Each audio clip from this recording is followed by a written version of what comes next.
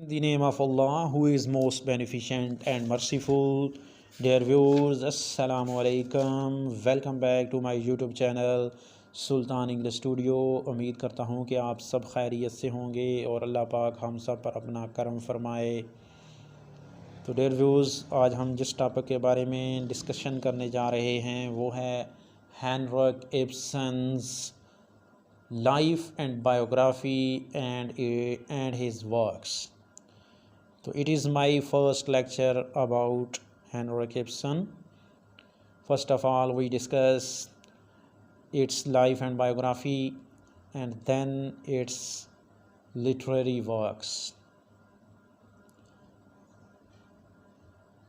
तो वीडियो शुरू करने से पहले आपसे छोटी सी रिक्वेस्ट है कि अगर आप मेरे चैनल पर न्यू हैं तो प्लीज़ इसको सब्सक्राइब कर दें and press the bell icon also, ताकि आपको नई आने वाली वीडियोस के नोटिफिकेशन मिलते रहें। तो चलते हैं डियर व्यूज़, बगैर टाइम वेस्ट किए अपने ऐसे टॉपिक की तरफ। डियर व्यूज़, हेनरिक इब्सन जो है was Norwegian playwright and theatre director. Henrik Ibsen Norwegian playwright, drama निगार है एंड थिएटर डायरेक्टर है। As one of the founder of modernism in theatre, और हेनरिक इब्सन जो है theatre के अंदर जदीदियत का बानी भी है। Henrik Ibsen is often referred to as founder of modern prose drama, और इसको मॉडर्न प्रोज ड्रामा का बानी भी समझा जाता है। He was father of realism and one of the most influential play right of his time. इसको realism का बानी भी समझा जाता है और ये अपने दौर का बहुत ही बाअसर ड्रामा निगार है। Henrik Ibsen was born March 20, 1828, Skien municipality, Norway. His father, Kenneth Ibsen, was a prosperous merchant. इसका बाप जो है वो एक मशहूर ताजर था। Who financially failure changed the family's fate. तो माली तौर पर उनकी नाकामी जो है इस चीज़ ने उनकी फैमिली की किस्मत को चेंज कर दिया। Later his father friend broke all connections with him. बाद में उसके बाप के दोस्तों ने उसके साथ तमाम रवाबत तोड़ दिए। And his family move to a farm house, और उसका ख़ानदान एक फार्म हाउस की जानिब हिजरत कर गया। Ibsen's education was interrupted by poverty. Ibsen की जो तालीम है उसमें गुर्बत का बड़ा अमल दखल रहा। 15 साल की उम्र में वो एक फार्मासिस्ट बना इन क्रिमस्टैड में। उसने प्रैक्टिस शुरू कर दी फार्मासिस्ट की। Ibsen's mother American Cornelia Martine Altenburg was an avid painter. वो एक इब्सन की जो माँ है वो एक पेंटर थी एंड लव्ड थिएटर, और वो थिएटर से बहुत उसको मोहब्बत थी। तो हेनरिक इब्सन के जो दो प्ले हैं, कैटलाइन और दूसरा है बरियल माउंट। कैटलाइन जो है ये एक ट्रेजेडी है which reflected the atmosphere of revolutionary years of 1848, and the burial mound he hope to become a physician. वो एक फिजिशियन बनना चाहता था but failed university entrance examination, लेकिन वो यूनिवर्सिटी का जो है एंट्री इम्तिहान पास नहीं कर सका।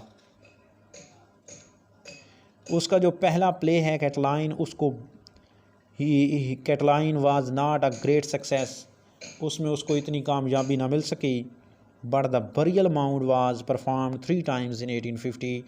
लेकिन जो बरियल माउंट है वो 1850 में 3 दफ़ा उसको परफॉर्म किया गया।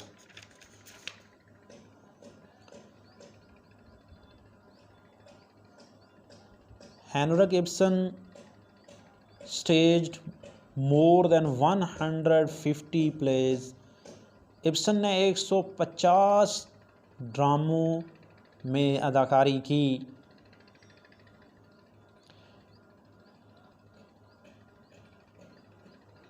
और थिएटर में परफॉर्मेंस की। इसके अलावा his managerial work, he also wrote 4 plays based on Norwegian folklore and history। 1852 के अंदर his theater sent him on a study tour to Denmark। 1852 के अंदर उसके थिएटर ने उसको डेनमार्क में स्टडी टूर पर भेजा, और जर्मनी में भी। 1857 में वो वापस आया और उसने एज ए डायरेक्टर थिएटर के अंदर एज ए डायरेक्टर काम शुरू कर दिया। 1858 के अंदर ही married Suzannah Thoresen, the step child of the novelist Magdalene Thoresen. 1858 में इसने सुजना थोरेसन जो स्टेप चाइल्ड थी नावलिस्ट मैगडलेन थोरेसन का, उससे शादी की और उससे एक बच्चे की पैदाइश हुई जिसका नाम था Sigurd. After many productions theatre went bankrupt. बहुत सारी प्रोडक्शन के बाद थिएटर जो है वो दिवालिया बन गया, और Ibsen was appointed to the Christiania theatre, उसको क्रिस्निया थिएटर में अपॉइंट किया गया। In 1864 Ibsen received financial help from the government. 1864 के अंदर इब्सन को गवर्नमेंट से हेल्प मिली। He left Norway, Italy and traveled abroad for the next 27 years। उसने नॉर्वे इटली को छोड़ दिया और बाहर का सफ़र शुरू किया अगले 27 सालों के लिए। और वो 27 साल के बाद जो है वो नॉर्वे वापस आया। During this time when he lived in Rome, Munich and Dresden, Ibsen wrote most of his best known works, among others Brand, inspired by Kierkegaard's idea of subjectivity as truth। Peer Gynt, written mostly in southern Italy, was a satiric fantasy about a boastful egoist, irresponsible young man, an Ulyssean figure from Norwegian folklore।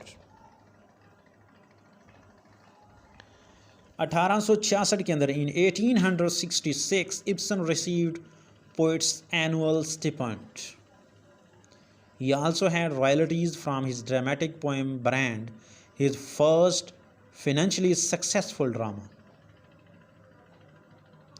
With the receipt of new grant, he visited Stockholm, dined with the king, and later represented Norway at the opening of the Suez Canal।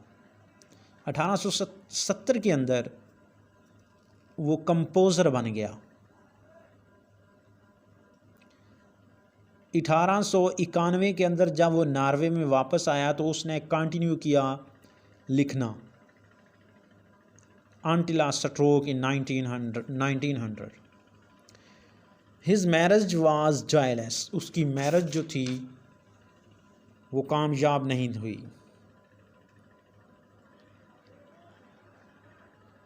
But he had a few episodes of friendship with young women। लेकिन उसके नौजवान औरतों के साथ friendship भी थी। 1898 में Ibsen received the world's homage on the occasion of his 70th birthday.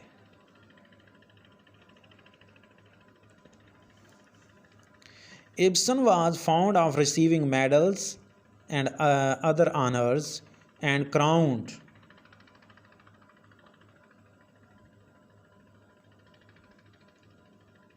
in 1869 he was Sweden-Norway's representative at the opening of Suez Canal. जब सुएज कनाल का इफ्तिताह हुआ तो वो नुमाइंदा था किसका? स्वीडन नॉर्वेज का।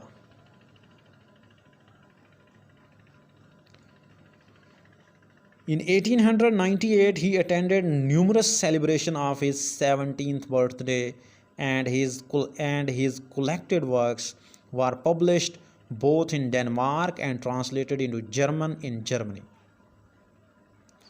In 1890 he was one of the Christiania's major tourist attractions.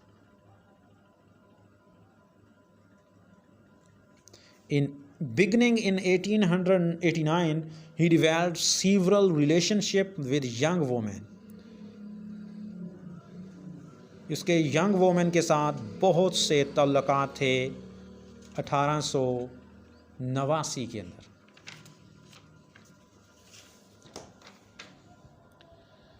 Ibsen's occupation, first at Bergen and then at Norwegian Theatre in Christiania.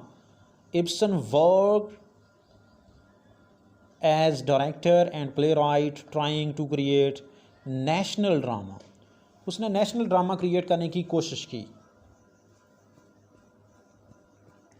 His early plays were unsuccessful. उसके जो इब्तदाई ड्रामे थे वो कामयाब नहीं हुए। And then the Norwegian theatre went bankrupt. इसी की वजह से जो नॉर्वेजियन थिएटर था वो दिवालिया बन गया था, दिवालिया हो गया था। He left Norway 1864, wrote most of his best works in 27 years he lived abroad. 27 साल जो वो बाहर रहा उसके अंदर उसने बहुत ही आला किस्म के ड्रामे लिखे।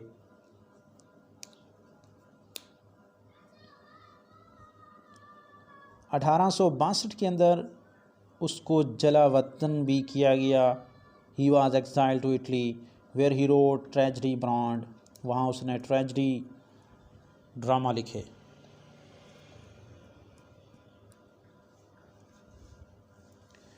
और 1868 Ibsen moved to Germany where he wrote one of his famous works, A Doll's House.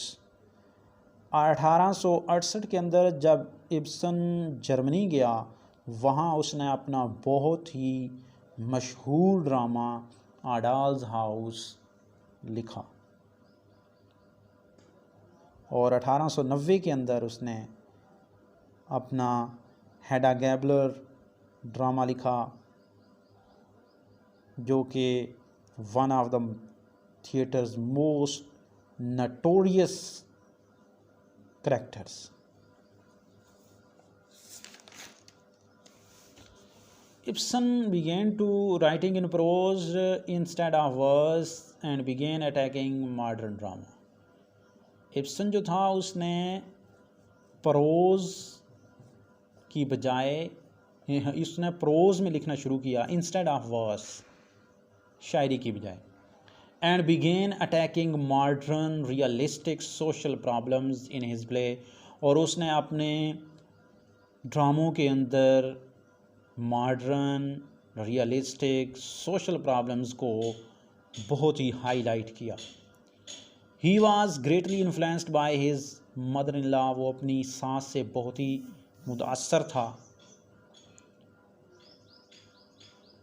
उसका नाम था मैगाडेलिन थोरेसन, who was leader of feminist movement in Norway, जो नॉर्वे के अंदर फेमिनिस्ट मूवमेंट की रहनुमा थी। He influenced other playwrights and novelists such as George Bernard Shaw, Oscar Wilde, Arthur Miller, James Joyce, एग्नोनिल।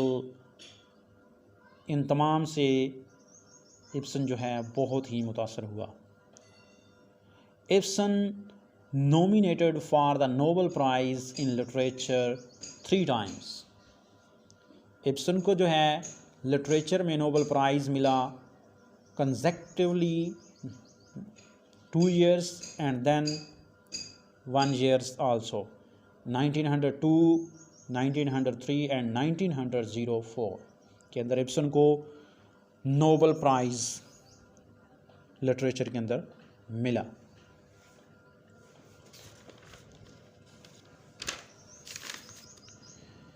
After his stroke in 1900, Ibsen was unable to write work in the theatre or continue his normal lifestyle. 1900 के अंदर Ibsen was unable to write, वो लिखने के काबिल नहीं था और ना ही वो थिएटर में काम कर सकता था और ना ही वो अपनी नॉर्मल लाइफस्टाइल को जारी रख सकता था। तो इब्सन डाइड मई 23, 1906 ओस्लो नॉर्वे के अंदर उसकी वफ़ात हुई। Now we discuss about Ibsen's works.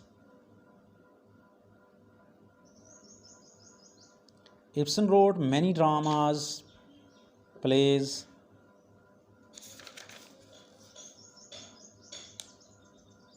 उनमें से हम चंद के बारे में डिस्कस करेंगे। First play Catiline, 3 act verse drama. ये 3 act वर्स ड्रामा है जो 1848 और 49 के दरमियान लिखा गया है और 1850 में जो पब्लिश हुआ अंडर द सोडोनिम ब्रिंजोल्फ बजार। सेकंड है द बरियल माउंट, ये 1 act verse drama. Grimstad and Christiania from late 1894 के अंदर ये लिखा गया और इसको परफॉर्म किया गया क्रिस्टीनिया थिएटर के अंदर 1850 में और ये इब्सन की लाइफ टाइम के दौरान पब्लिश नहीं हुआ। थर्ड ड्रामा है सेंट जॉन्स नाइट, ये भी 3 act prose fairy tale comedy है।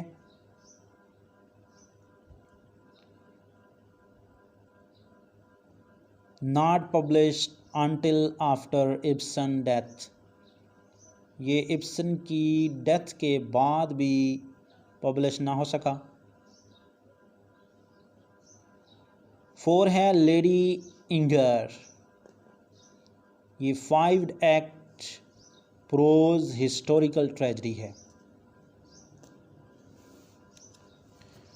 नेक्स्ट है जी the feast at Solhaug, ये 3 act ballad drama in verse form and prose form, written in Bergen, published 1856। Next 5th है जी Olaf लिल Jack क्रॉन्स, ये भी 3 act बैलेड ड्रामा है in verse and prose form में।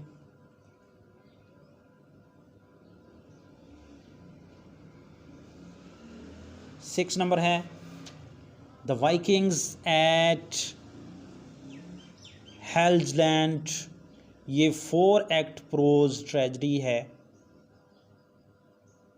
और इसका ज़्यादातर जो हिस्सा है वो क्रिस्टीनिया के अंदर लिखा गया 1857 में।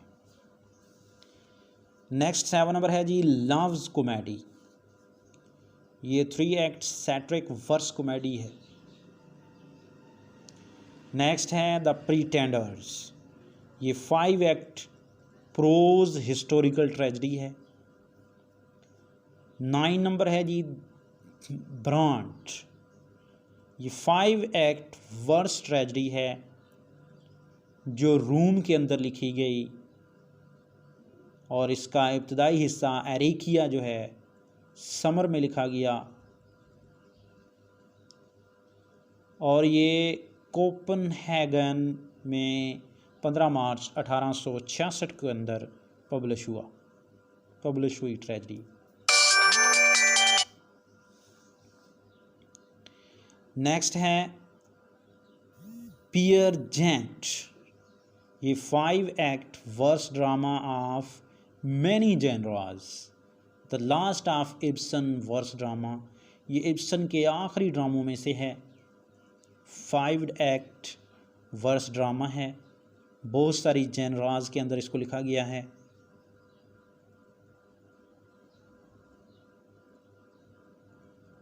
और ये कोपनहेगन के अंदर 1867 के अंदर शाये हुआ।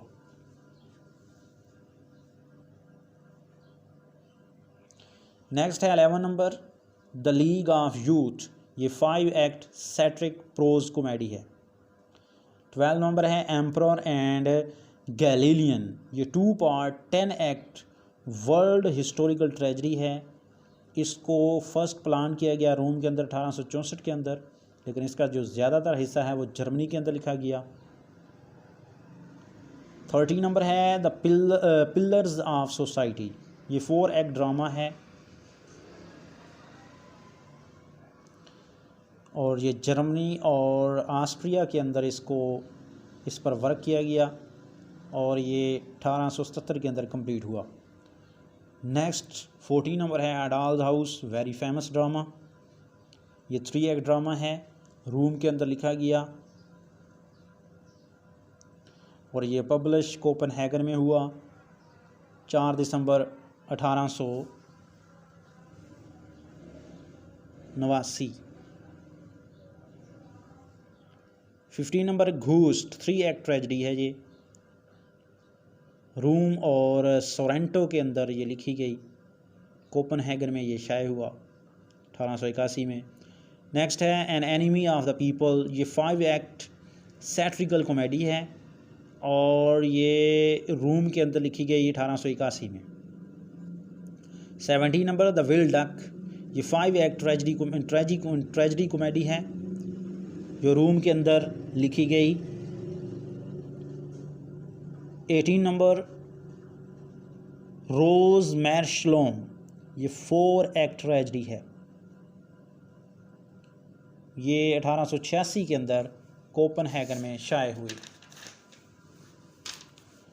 19 नंबर है जी the lady from the sea. ये 5 act drama planned in Denmark and Sweden 1887 के अंदर, written in Munich from June through September 1888। ये भी कोपनहेगन में पब्लिश हुआ 1888 के अंदर। First performed in क्रिस्टीनिया। 20 number हैडा Gabler. ये 4 एक्ट ट्रेजडी है।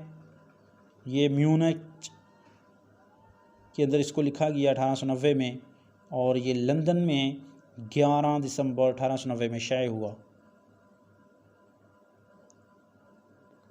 both in English translation and in Norwegian, in addition of 12 copies. 21 है द मास्टर बिल्डर। ये 3 एक्ट ट्रेजडी है। ये लंदन के अंदर 1892 के अंदर शाये हुई। 22 लिटिल एओल्फ। ये 3 एक्ट ड्रामा है।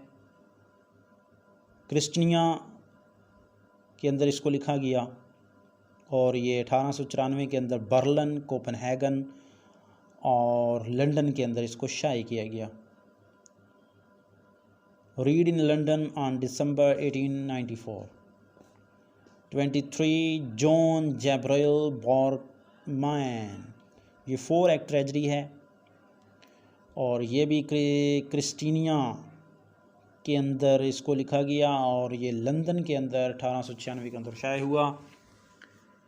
24 है जी व्हेन वी डेड अवेकन, ये 3 एक्ट ड्रामेटिक एपिलॉग है।